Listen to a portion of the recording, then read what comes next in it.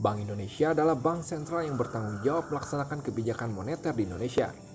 Sejarah Bank Indonesia bermula di era Hindia Belanda. Saat itu, kondisi keuangan Hindia Belanda sedang tak menentu. Belum lagi, para pengusaha juga mendesak agar bank segera dibentuk. Kondisi ini membuat pemerintah Hindia Belanda mendirikan The Javas Bank atau DJB di Batavia pada tahun 1828.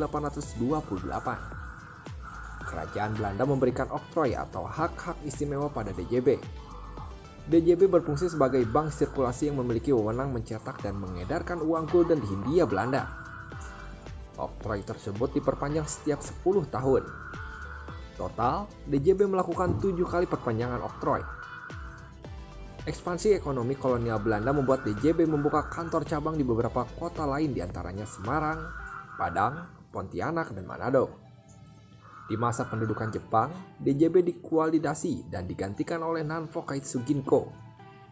Setelah kemerdekaan, Belanda melalui Netherlands Indies Civil Administration kembali mengaktifkan DJB. Namun, pemerintah Indonesia juga sudah membentuk bank sirkulasi yaitu Bank Negara Indonesia yang bertugas menerbitkan uang Republik Indonesia. Kondisi ini menciptakan dualisme bank sirkulasi dan peperangan mata uang.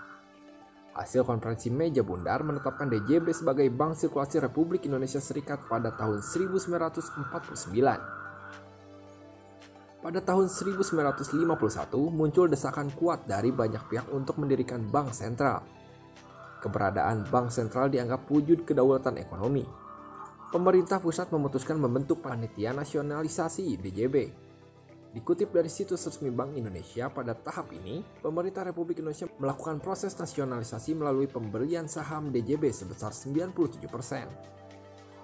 Pada 1 Juli tahun 1953, pemerintah Republik Indonesia menerbitkan UU Nomor 11 tahun 1953 tentang Pokok Bank Indonesia yang mengganti DJB WET tahun 1922. Sejak penetapan UU tersebut, 1 Juli tahun 1953, Bank Indonesia resmi berdiri menjadi Bank Sentral Republik Indonesia. Nah, itulah sejarah berdirinya Bank Indonesia. Bank Indonesia memiliki satu tujuan tunggal. Tujuan Bank Indonesia adalah memelihara kestabilan nilai rupiah.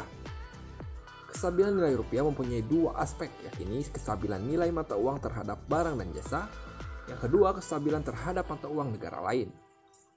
Untuk mencapai tujuan tersebut, Bank Indonesia memiliki 3 tugas atau 3 pilar, yakni menetapkan dan melaksanakan kebijakan moneter terkait suku bunga bank serta surat-surat berharga, mengatur dan menjaga kelancaran sistem pembayaran, mengatur dan mengawasi perbankan di Indonesia.